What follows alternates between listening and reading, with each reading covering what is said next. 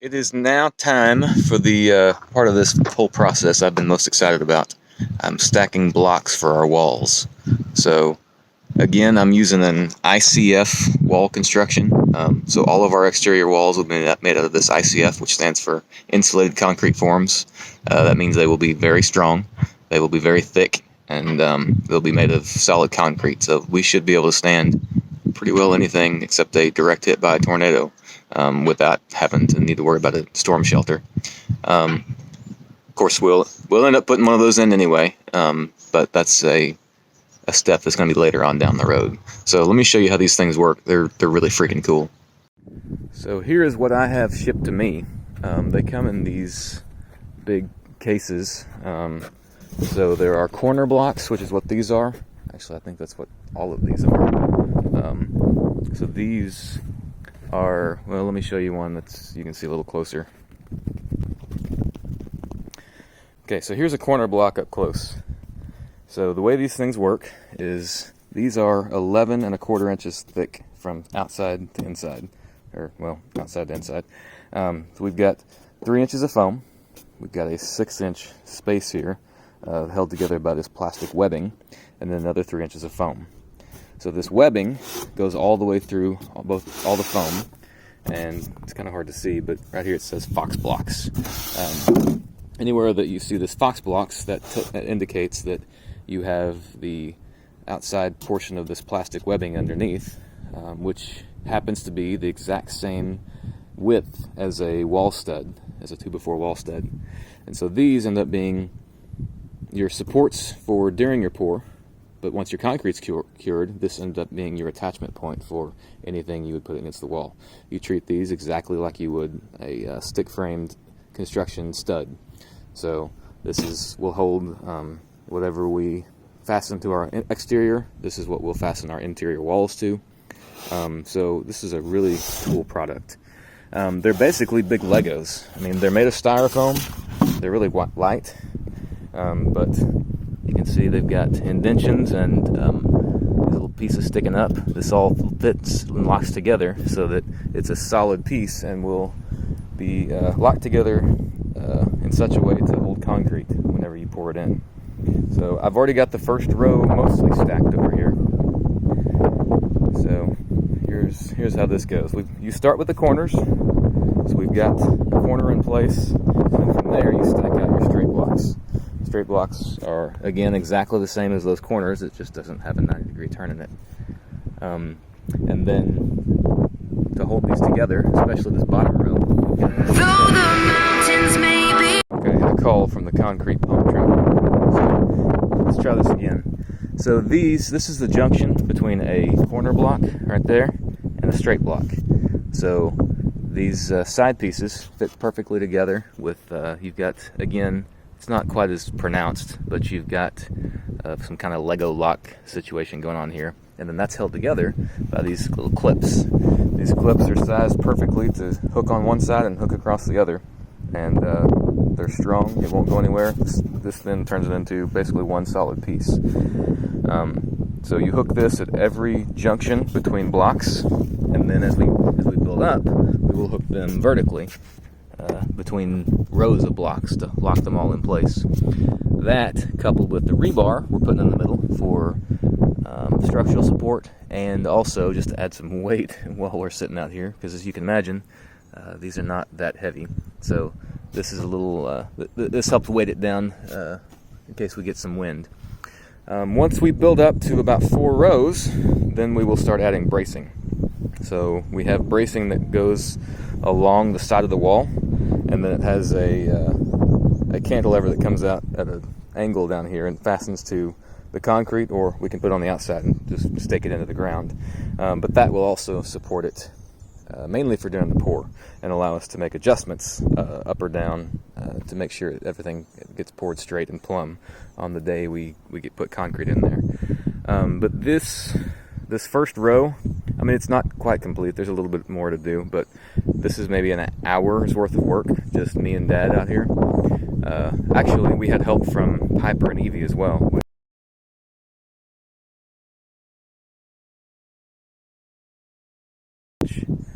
Any of y'all that have had kids helping on a construction, really anything at all, kids helping tends to make it take twice as long. But even with that, it took us maybe an hour and a half. So these things go up extremely quick. I've got another 6 rows to do. I mean, it'll slow down a little bit once I start cutting openings for windows and that kind of thing, but I expect to be able to have this built and supported within a couple days, and then that'll give us several days between then and the pour to double check and make sure everything's right, and make sure we've got service openings for things like HVAC and getting the electrical into the house and that kind of thing. One really cool thing about these, well, there's so many really cool things about them. They're strong, they're easy, and pretty cost effective actually with the way lumber prices are these days.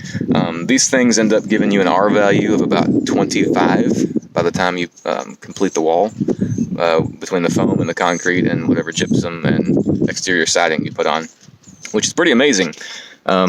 Code, like current energy efficiency standard codes for Oklahoma, say that you need a wall value, R factor of about 15, I believe. So we're almost doubling that with these things.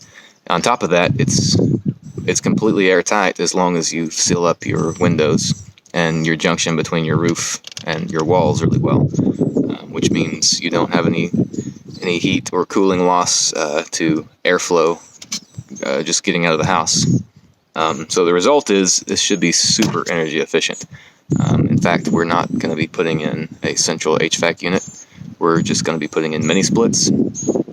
That has the benefit of letting us give each room its own little climate control. So I can actually have a room to go to and be comfortable and not have it set at Amy's temperature like it's been our whole adult lives. So that'll be nice, but also it should be pretty cheap to heat this thing. Anyway, I'm really excited about these. I can't wait to get them built and get the pour in and see how they actually are going to work. But so far, I've been pleased.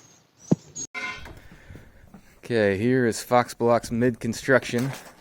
We've got the first 2 rows down everywhere, and we're working on building this side right here with these 2 windows all the way up. We've decided it's easier to go ahead and go up one section of wall at a time where we've already got scaffolding, rather than trying to go around and put it up everywhere. So there's our big honking picture window, a normal window, Dad loudly scooting the ladder, and that's going to be the garage door. So we're going 7 rows total. We've got 1, 2, 3, 4 up right now, so a little ways to go still. There's our straight blocks. There's our bundles of corners, but on the way.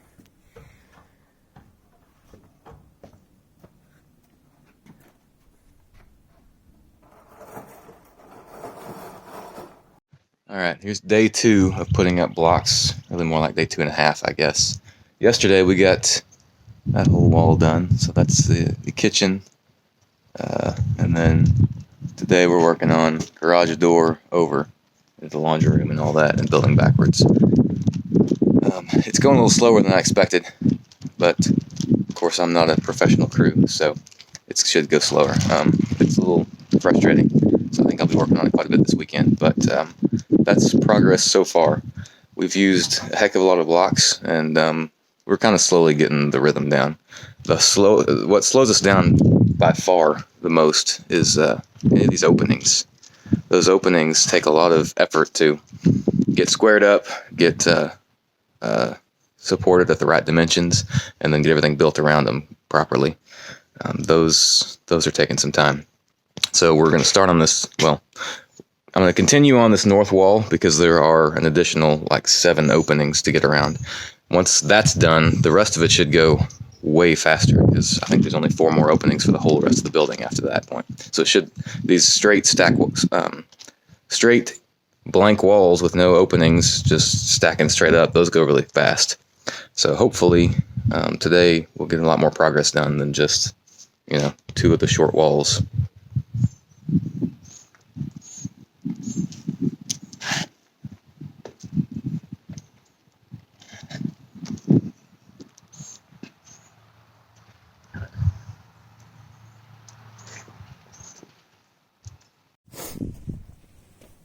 check out this guy that was underneath our Fox Blocks box. The girls were playing in that earlier. I'm happy they didn't get in this particular one.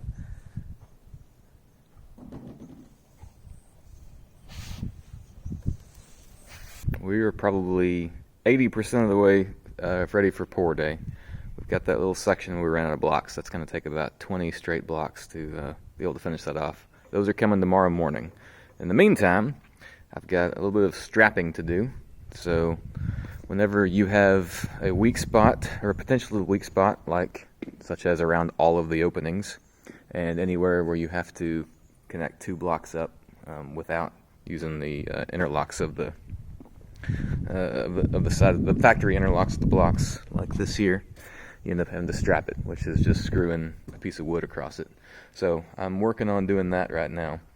I've got the main 3 openings and some random weak points along the wall strapped up. I need to get all the rest of it, but this is where we stand so far. 9 foot almost everywhere.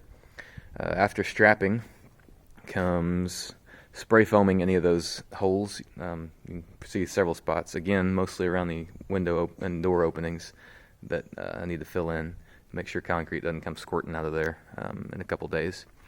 And then we need to make sure everything is level and plumb.